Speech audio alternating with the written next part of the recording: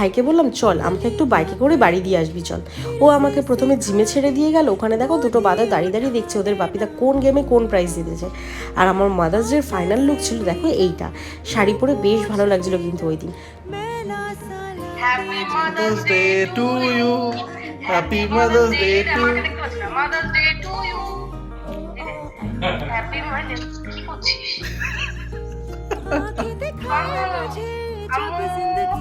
খাও খাও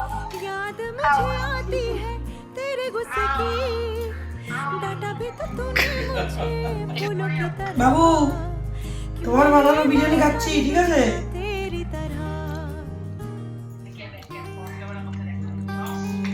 মুখবাং করছে, মুখবাং।